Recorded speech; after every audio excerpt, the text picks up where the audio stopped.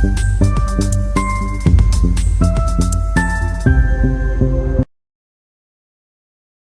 Chart को मैं समझ लेते हैं। मार्केट किस हिसाब से बायर और सेलर को बिठाने की कोशिश किया है। जैसे कि मैं वीडियो में बोला था, मार्केट एक 23,000 से रेजिस्टेंस ले रहा है, तो डायरेक्शनल सेलिंग तो या कंप्लीट सेलिंग साइड तो नहीं जाना चाहिए, कि रिकवरी करना चाहिए।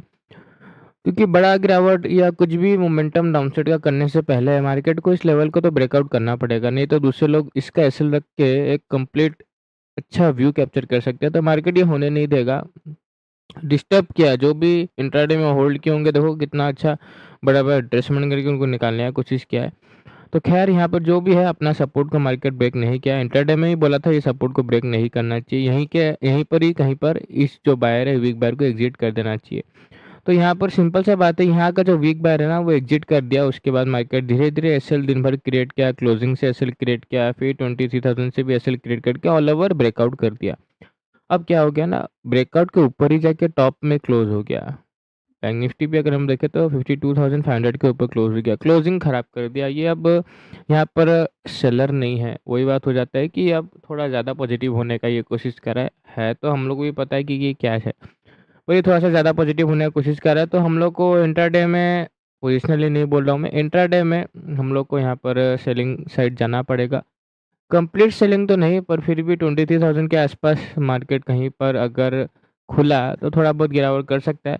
फ्लैट खुला तो भी गिरावट आ सकता है, और गैप अप खुला तो हम लोग को वही बात है, सब कोई पॉजिटिव हो जाएंगे, और ऊपर से एसएल भी नहीं है तो भी गिरावट आ सकता है। तो हल्का फुल्का गैप अप में गिरावट आएगा, फ्लैट में गिरावट आएगा, हल्का फुल्का गैप डाउन या बड़ा गैप डाउन में और भी अच्छा ये बायर पूरा टैप हो जाएगा। तो तीनों सिनेरियो में यहाँ पर सेलिंग साइड का व्यू हम लोग रख सकते हैं। सिर्फ एक ही सिनेरियो में नहीं रख सकते हैं, वो है बड़ा गैप अप। मान लो 500-600 पॉइंट का गैप अप खुल गया, निफ्टी में भी 200-250 पॉइंट का गैप अप खुल गया, उसी सिनेरियो में क्या ना 500 का लेवल आ जाएगा, फिर बैंक निफ्टी के पास भी 500 का लेवल आ जाएगा। तो ऐसा सिनेरियो में ये जो बायर है प्रॉफिट में बैठ जाएगा, फिर कोई फायदा नहीं हम लोग को सेलिंग साइड जाने का।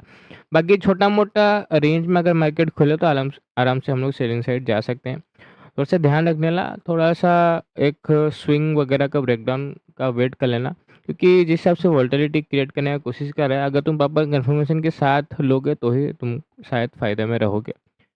ऑन द स्पॉट सिचुएशन थोड़ा चेंज हो सकता है, तो प्रॉपर कंफर्मेशन के साथ ही ट्रेड करना। धन्यवाद।